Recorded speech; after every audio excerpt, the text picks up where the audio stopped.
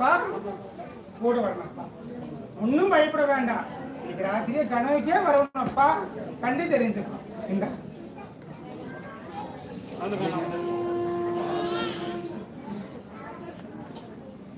ஒன்னா